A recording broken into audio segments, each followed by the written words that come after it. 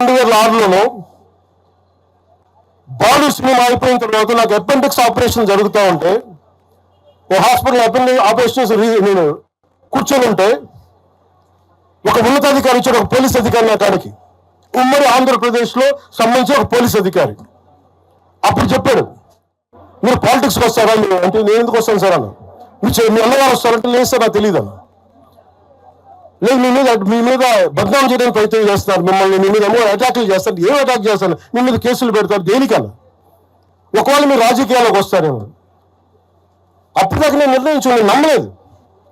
నేను అందరిలాగే సగటు ఒక మన మల్లికార్జున నేను అమాయకుని నమ్మా అలాంటి ఎందుకు చేస్తారని. కానీ 2 సంవత్సరాల తర్వాత చాలా పకడ్బందీగా అధికారి ఏం చెప్పాడు అదే చేశారు. ఈరోజు బెదిరించే వాళ్ళకి చెప్తా ఉన్నా, రాజశేఖర రెడ్డి గారు బతుకున్నప్పుడు తెరవని గొంతంతా లెగవని గొంతంతా ఇప్పుడు లెగుస్తూ ఉంది. చెప్తున్నా, ఆ రోజు నేను గొంతు లేకుండా గుర్తుపెట్టుకోండి. చంపేస్తాం, రోడ్ల మీదకి వస్తే బెదిరిస్తాం అని చెప్పే నాయకుడు ఉన్నప్పుడు ఎదుర్కొన్నాం మేము. తుపాకీ ఇచ్చి వదిలేనంటే ప్రాణాలను వదిలేసి వచ్చాను రాజకీయాలు, గుర్తుపెట్టుకోండి. భయపడి కాదు. ఈ రోజు అదే చాలా మంది కాదు తెలంగాణ నాయకులు, రాజశేఖర రెడ్డి గారు అంటే తెలంగాణ వచ్చేది కాదని. అలాంటి తెలంగాణ కోసం, ప్రేమ కోసమే వచ్చి ఆ రోజు పోరాటం చేశాం. భీమరావు బాణ ఎవరిది? అక్కడ ఆంధ్రాలో ఉంటారు భీమరావు బాణలో. కాంగ్రెస్ పార్టీ భవన్, గాంధీ భవన్ పక్కన కూర్చొని ఎలక్ట్ చేస్తా, ఆక్యుపై చేస్తా ఉంటే ఎందుకు మాట్లాడతాం మాట? మీరు బెదిరిస్తా ఉంటే బెదిరిపోతామా మేము?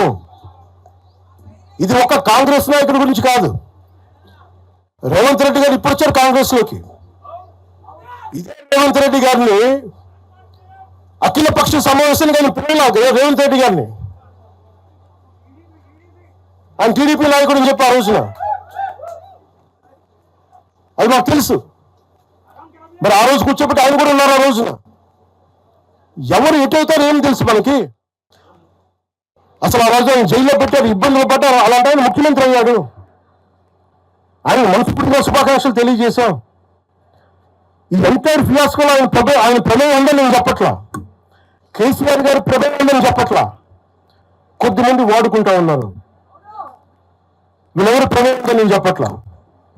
కానీ ఈ పార్టీలు వెనక దాక్కొని, కొన్ని ముసుగులు వెనక దాక్కొని, సోషల్ మీడియా హ్యాండిల్స్ వెనక దాక్కొని చేస్తే పవన్ కళ్యాణ్ కానీ, జనసేన నాయకులు కానీ, జనసేన సాధకులు కానీ ఎవరు భయపడరు. మేము తిరుగుతాం, నిలబడతాం. అలాగే కేంద్ర ప్రభుత్వం కూడా దీన్ని దృష్టి పెట్టాలి. ఇలాంటి వాదనలు దేశం అంతా మొదలైతే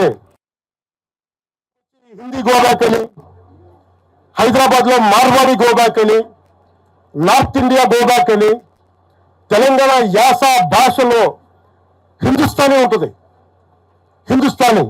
అలాంటి తెలంగాణలో కూడా హిందీ ఉండకూడదని మాట్లాడుతూ ఉంటే భావాలు ఇటుపోతూ ఉన్నాయి. దేశాన్ని విచ్ఛిన్నం చేసే భావాలు కాదా? భారతదేశం అంతా ఒకటి కాదా? ఇలాగే అమిత్ షా గారు కూడా ఇలాగే అన్నారు, బెంగాల్కి వస్తే తరివేస్తాం అని చెప్పారు టీఎంసీ నాయకులు మాట్లాడేది వేరు, ప్రజలు మాట్లాడేది వేరు. టీఎంసీ నాయకులు మాట్లాడితే ప్రజలు వాళ్ళని తగిలేశారు. రోజు ఇలా మాట్లాడితే రేపు పొద్దున ఇలాంటి వదిలేస్తే ఏమవుతాయంటే వందే మాత్రం పాడమని చెప్తారు, జనగణమన పాడమని చెప్తారు, మేము పాడమంటారు. ఇలా వదిలేస్తే ఒకసారి ఈ ప్రాంతీయత అనే భావం కనుక ఎక్కువైపోయి తెలంగాణని ఇంకెంత గుండెల్లో పెట్టుకుంటాం, తెలంగాణ ఎంత లోపట్టుకుంటుంది, తెలంగాణ కోసం ఎంత చచ్చిపోతాం. నేను ఆంధ్రప్రదేశ్కు దృష్టి సారిస్తుంది ఒకటే, తెలంగాణకి యువత వలసలు తగ్గాలంటే ఆంధ్రప్రదేశ్ యువతకు ఉద్యోగాలు అక్కడ రావాలి, తెలంగాణ యువతకు ఇక్కడ ఉద్యోగాలు. దానికోసం మా ప్రయత్నం చేసా. మొత్తం అందరూ ఉన్న 100 ఉద్యోగాలకి 10,000 మంది కొట్టుకుంటే కనీసం దాంట్లో మొత్తం 10,000 మంది తెలంగాణ వాళ్ళు కావాలని నేను కోరుకుంటా ఉంటాను. దానికోసం మా ప్రయత్నం. అందుకు నేను ఎప్పుడు దృష్టి సారించలా. కానీ కూర్చొని మనం బెదిరిస్తా ఉంటే మటుకు ఇక్కడితో దయచేసి ఇది ఆపండి. లేదా కూర్చొని ప్రజలు కోరుకున్నప్పుడు, మా నాయకులు కోరుకున్నప్పుడు ఖచ్చితంగా తెలంగాణలో అవసరమైన ప్రతి చోట తిరుగుతాం. కానీ భయపడని తెలియజేసుకుంటాం.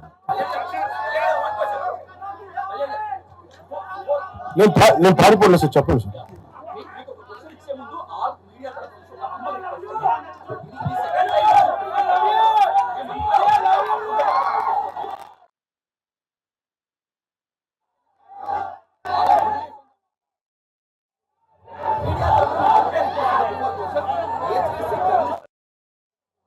నేను ఇప్పుడే తెలియజేస్తాను. ఇప్పుడే నేను ఒకవేళ అలాంటి తప్పు జరిగింటే జనసేన తరపు నుంచి ఓకే, నేను ఇప్పుడే తెలియజేస్తున్నాను. జనసేన తరపు నుంచి అలాంటి తప్పు ఉంటే క్షమాపణ నేను చెప్తాను. అది దాని వెనక కుట్ర ఉందా ఒక్కడైతే ఉంది, ఈ సభ జరగకూడదు అయితే ఉంది. అది ఎవరికి ఉంది ఏంటో నాకు నిజంగా తెలియదు. నేను దాని గురించి నిజంగా నేను బ్లేమ్ చేయనట్లా, కాకపోతే ఇది నా హక్కుని ప్రతిష్ఠిస్తున్నాను. ఖచ్చితంగా ప్రజాస్వామికం కదా. 2000 మందితో ఇన్ని పార్టీలు జరుగుతాయి, ఇన్ని కార్పొరేట్ పార్టీలు జరుగుతాయి. ఒకళ్ళు కూర్చోబెట్టి ఒక 2000 మంది కూర్చో సాధకులతో ఏ నష్టం చేస్తామని, ఏ నష్టం చేస్తాం? ఆ రోజు 30 కోట్లు ఇచ్చినప్పుడు మనకి కొండగొట్ట ఆంజనేయ స్వామికి అసలు అలా విభజించే ఆలోచన ఉంటే అవన్నీ చేస్తావా? అలా రెచ్చగొడతావా? ఆ బాధ్యత లేదా?